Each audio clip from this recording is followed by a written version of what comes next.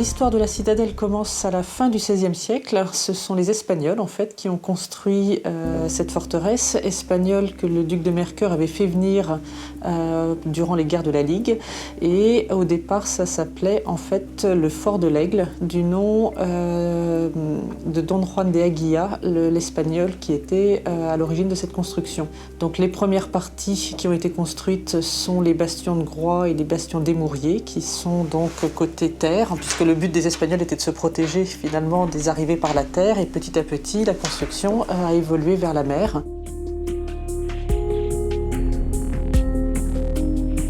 Ce sont les ouvrages classiques de ce genre de forteresse, avec des possibilités de tir depuis des bouches à feu, entre autres, qui longent complètement ces murs pour pouvoir se protéger de toutes les directions où pourrait arriver un bateau.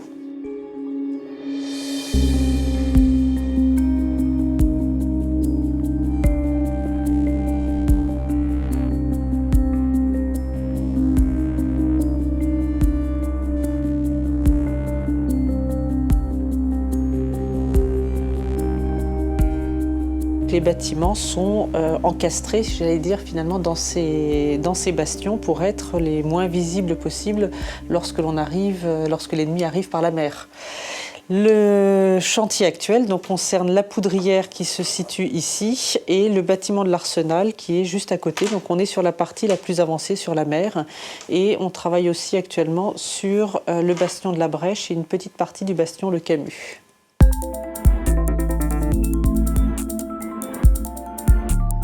Vous avez la mer qui agresse donc ces maçonneries, vous avez la végétation qui, avec le temps, envahit, dont les racines pénètrent dans les maçonneries et finalement déchaussent une partie des pierres. Donc il y a un gros travail déjà de dégradation des joints, d'enlèvement de la maçonnerie, de délierage tout simplement. Et ensuite on remplace toutes les pierres qui sont dégradées et qui le nécessitent. Quand on est sur place sur l'échafaudage, le chantier permet de retrouver finalement des ouvertures qui ont été murées, puisque l'art de la défense militaire a évolué au fur et à mesure du temps, et certaines ouvertures, des bouches à feu, ont été murées pour être remplacées par d'autres ouvertures plus adaptées aux techniques des périodes postérieures. Et donc on retrouve, nous, ces éléments. Certains, on les réouvre. On essaye finalement de redonner une certaine lecture de l'histoire de la citadelle à travers ces travaux qui ne sont pas que de simples travaux de maçonnerie, de refichage ou de rejointoiement de pierres. Les désordres qui ont enclenché le chantier, il n'y a pas réellement de désordre. C'est plus que le bâtiment, datant du XVIIe et étant peu rénové ces 100 dernières années, nécessite la restauration du toit et de l'ensemble des murs qui laissent passer l'eau. On a deux types de matériaux, ce sont le granit pour les contreforts et les chaînes d'angle. Et je pense que du fait que ça soit une poudrière, ils ont mis des matériaux plus tendres en cas d'explosion. Donc le cireuil, en l'occurrence, est sur toutes les baies. Donc ce qu'on prénomme les baies, ce sont toutes les ouvertures, que ce soit les portes ou les fenêtres, qui donnent dans le bâtiment. Donc la voûte, c'est du tuffeau. Du fait que c'est du tuffeau, les échanges d'humidité, on appelle ça les phénomènes d'imbibition, passent beaucoup plus rapidement intérieur à extérieur, alors que si cela avait été du granit, on est sur une pierre froide et dès qu'il y a des variations de température importantes, ça crée de l'humidité. Et dans une poudrière, pas d'humidité. Comme vous avez un plancher bois qui est construit sur un vide sanitaire pour éviter les remontées par capillarité s'ils avaient mis un sol traditionnel comme on peut mettre sur ce type de bâtiment en granit, où là il y aurait eu forcément encore de l'eau. Donc en contrariété avec du stockage de poudre.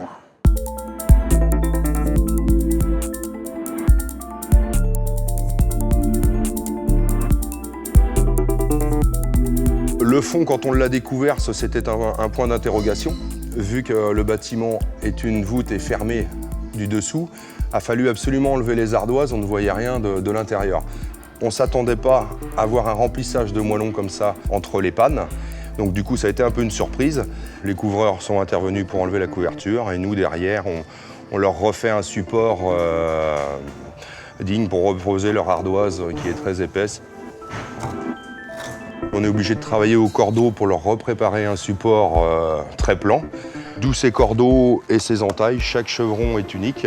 Il y en a qu'il faut qu'on cale, d'autres qu'il faut qu'on entaille pour pouvoir leur préparer une surface le plus plan possible.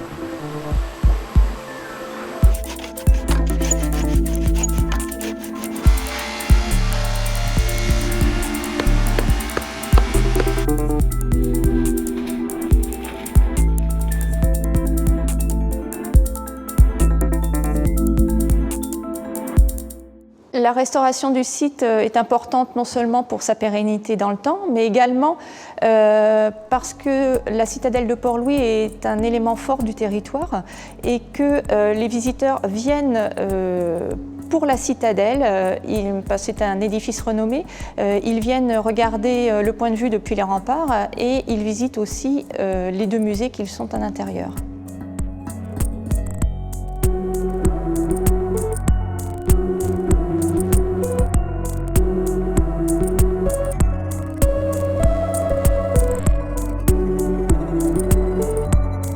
Le musée de la Marine a pour vocation de présenter le fait maritime dans toute sa diversité. Ça peut être des instruments de navigation, des objets de tous les jours.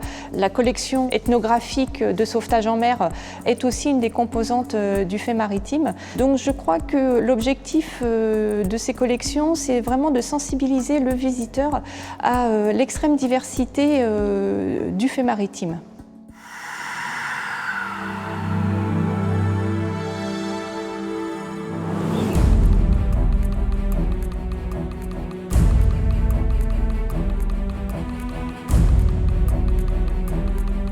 Le musée de la Compagnie des Indes présente l'histoire de la Compagnie des Indes et l'histoire des grandes routes commerciales.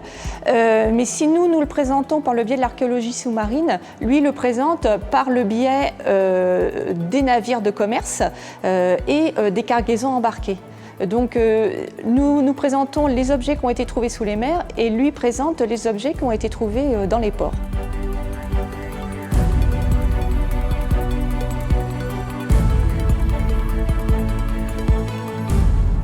Nous travaillons en synergie avec le musée de la Compagnie des Indes et nous souhaitons vraiment utiliser au mieux tous les espaces qui nous sont offerts et tous ceux qui vont être restaurés pour que chacun trouve sa place et travaille de manière harmonieuse. L'objectif, c'est vraiment de présenter un parcours homogène et que le visiteur puisse suivre le fil d'une histoire qu'on lui présentera.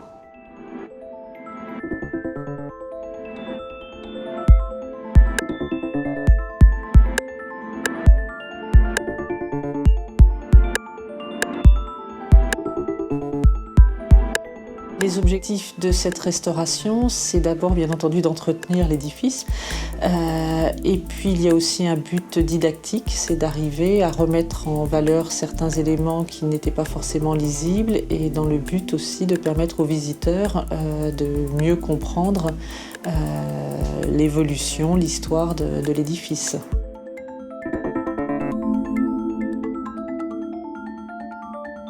On a à la fois le site fortifié historique et ces musées qui forment quand même un tout qui pour le visiteur est exceptionnel.